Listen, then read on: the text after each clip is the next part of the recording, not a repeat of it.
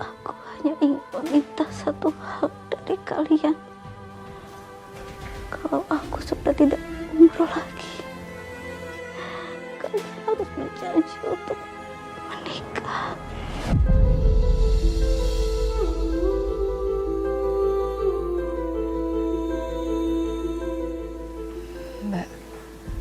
Mbak kenapa ngomong gitu sih? Kita masih bisa cari dokter spesialis, Mbak. Percuma, Dek. Mbak sudah berusaha bertahun-tahun.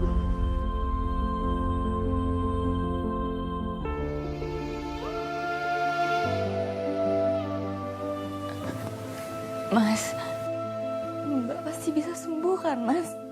Kita masih bisa cari dokter lain kan? Masa mama udah keliling kemana-mana dan tetap nggak ada hasilnya. Nihil.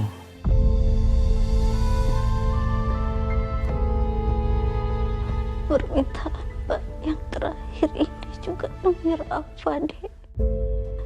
Mbak cuma percaya sama kamu. Kamu mau kan wujudin keinginan Mbak? Mbak mohon, Sarah. Cuma kamu keluarga satu-satunya. Adik Mbak. Mbak titip Rafa. Mbak mohon, Sarah.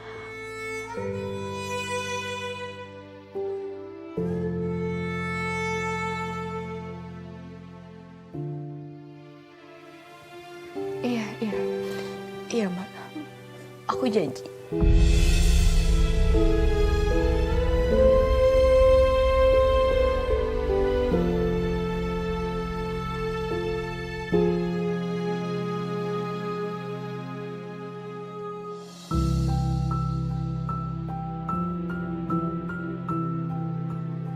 Mbak. Mbak. Mbak.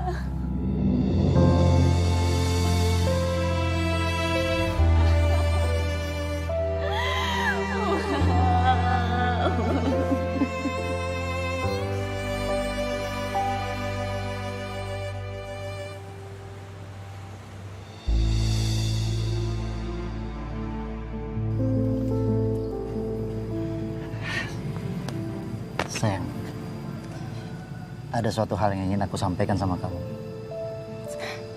Kamu mau sampein apa? Kamu jadikan mau nikahin aku? Bukan itu. Aku mau nikahin adik ipar.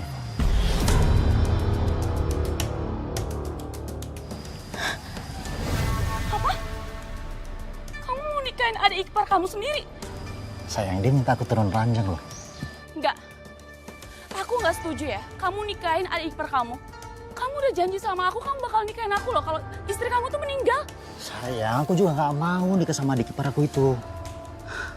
Tapi mau gimana lagi?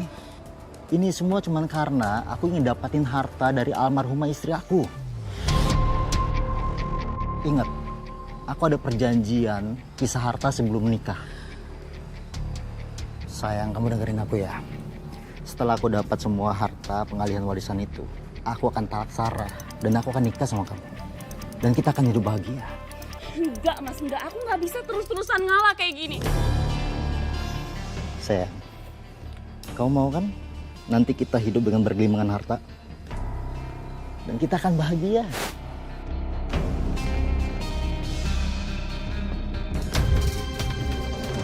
Tidak lama setelah kakak saya dikuburkan, saya menikah dengan Mas Bara. Saya nggak pernah menyangka, Mbak, saya akan menikahi kakak ipar saya sendiri. Bagaimana perasaan kamu saat itu, Mbak? Canggung yang jelas, Mbak. 4 tahun kakak saya menikah, saya sudah menganggap Mas Bara seperti kakak kandung saya sendiri. Jadi memang segitu dekatnya ya? Kamu dekat dengan kakak ipar kamu? Sangat dekat, Mbak. Setiap liburan panjang, saya sering menginap di rumah kakak saya. Dan maaf ya Mbak, saya tanyakan lagi ya momen yang menyakitkan ini. Pada saat itu, apakah kamu tahu kondisi kakak kamu sudah separah itu? Sama sekali nggak tahu, Mbak. Kakak saya memang begitu, Mbak. dia nggak pernah memberitahu masalah hidupnya. Ketika sakit berat selama setahun, saya malah terlambat untuk mengetahuinya, Mbak. Saya turut berduka, Mbak. Semoga arwah kakak kamu sudah tenang di sana. Dan kamu pun juga sudah berjanji memenuhi permintaannya. Jadi kamu putuskan untuk menikah dengan kakak ipar kamu. Apakah kamu bahagia? Saya juga inginnya bahagia, Mbak.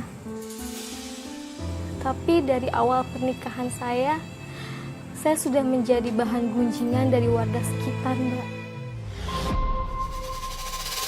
Rafa, hari ini Rafa seneng gak ikut daycare?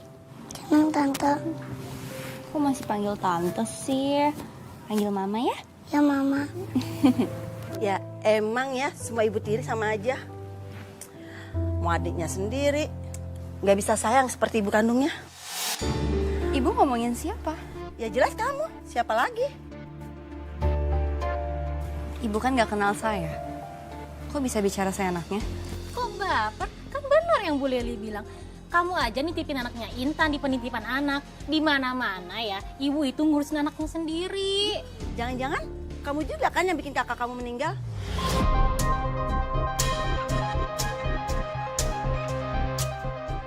Bener yang Bu Leli bilang, jangan-jangan dia pengen ngebet nikah sama iparnya sendiri. Sakit hati sekali saya, Mbak. Omongan mereka sama sekali nggak bisa diredam. Setiap hari ada aja omongan mereka yang nyakitin, Mbak. Mbak sabar ya Mbak ya. Tapi kadang-kadang memang mulut tetangga. Apalagi yang sirik tuh nggak bisa kita atur Mbak. Tapi kan setidaknya pernikahan Mbak baik-baik saja toh. Itu yang paling penting kan? Enggak, Mbak. Pernikahan saya nggak baik-baik aja, Mbak. Karena masalah omongan tetangga itu, Mbak. Masalahnya tuh sampai ke bawah ke rumah, Mbak.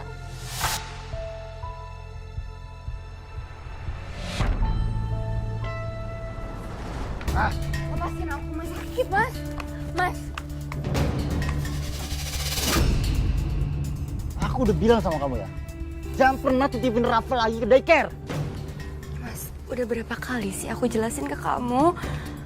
Aku nggak nitipin tiap hari. Kalau aku lagi WFA, aku urus di rumah. Kamu gak usah banyak alasan ya. Kalau kamu pergi ke kantor, tetap kan kamu titipin Rafa ke daycare? Kamu nggak tahu, kita jadi omongan warga sekarang. Ngapain diladenin sih?